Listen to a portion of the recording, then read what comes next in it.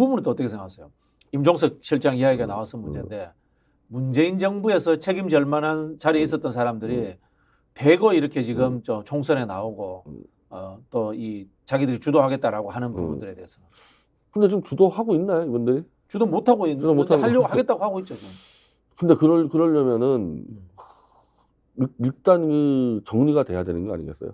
이 윤석열 정권 탄생에 대해서 네. 문재인 정권은 어느 정도의 책임을 지고 도대체 지금 나는 그 사람들이 윤석열에 대한 입장이 뭔지 모르겠어.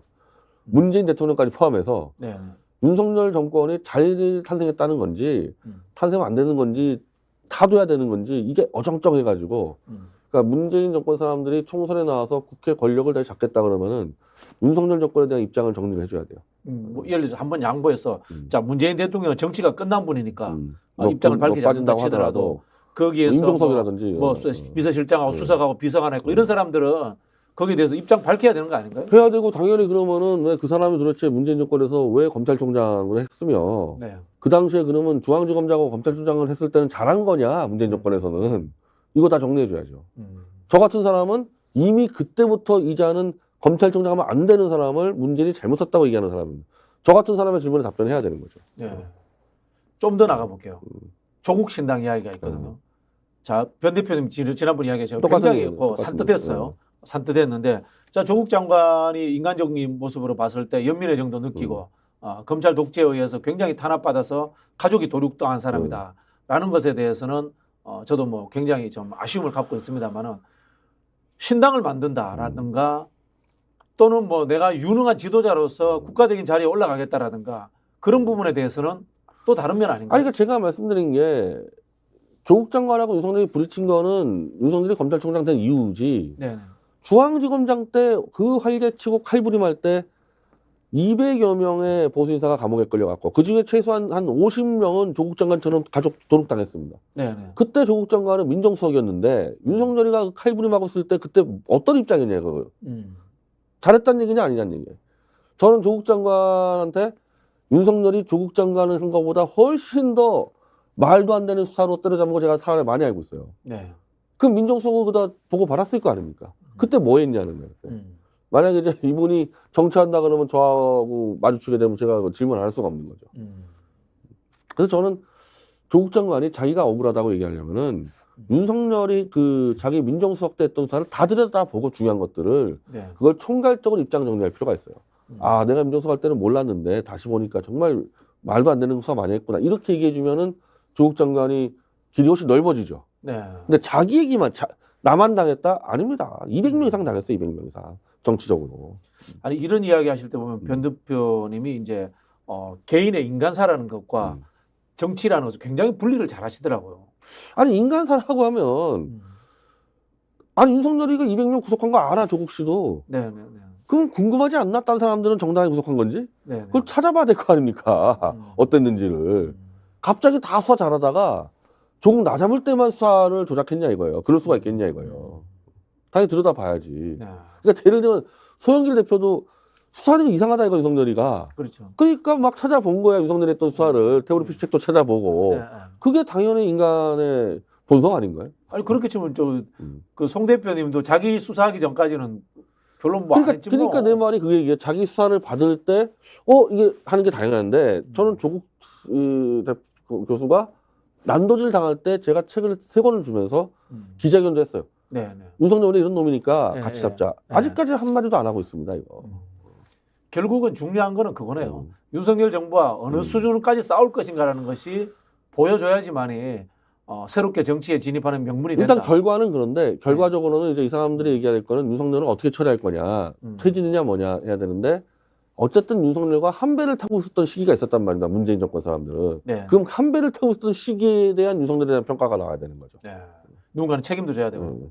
책임도 지려면 저는 오히려 가장 출마하면 안 되는 사람은 조국 장관이에요.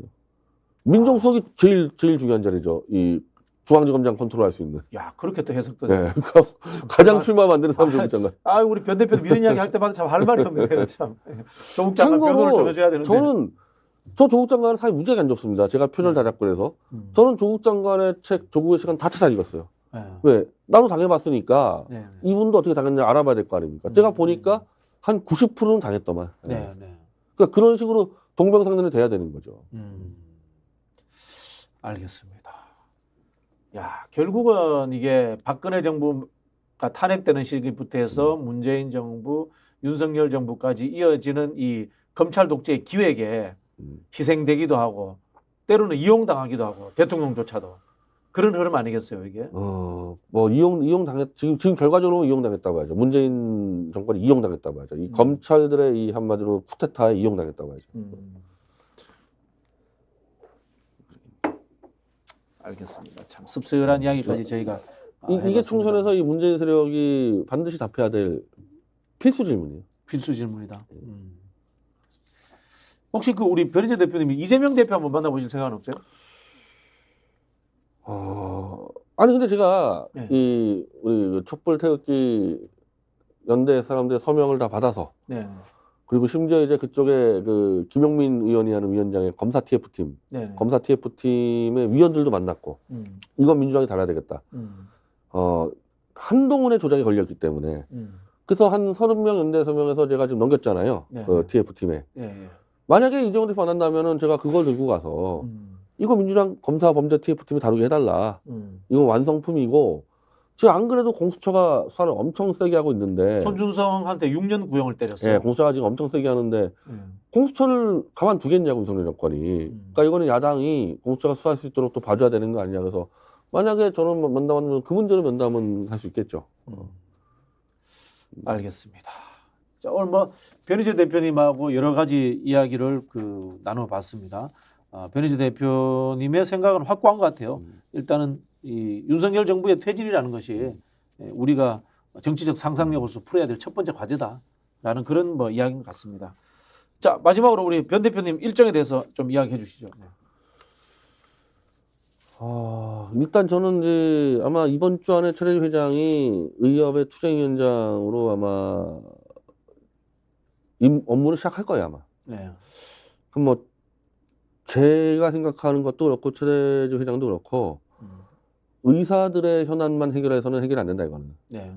의사뿐이 아니라 수많은 정책에 희생되는 국민 전체를 보고 윤석열 정권 전체와 싸운다고 그렇게 해야지만 이제 윤석열 정권을 싫어하는 국민들이 의사에게 귀를 기울이게 돼 있죠. 네. 그래서 그 부분을 제가 같이 도우려고 합니다. 그러면은 뭐 저희가 밝힐 수는 없지만 비공식적으로 다양한 정치 세력들을 만날 수도 있겠네요. 1차적으로는요, 이 범정치 사회 이 자문위원회를 꾸리려고 그럴 겁니다.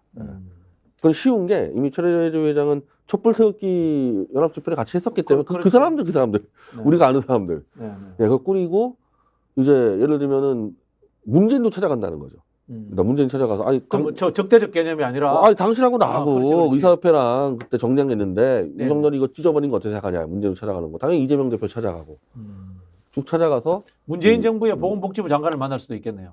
그분 이제 뭐 사실은 누군지도 모르니까 네. 뭐 문재인 대통령 찾아간다 그러더라고요.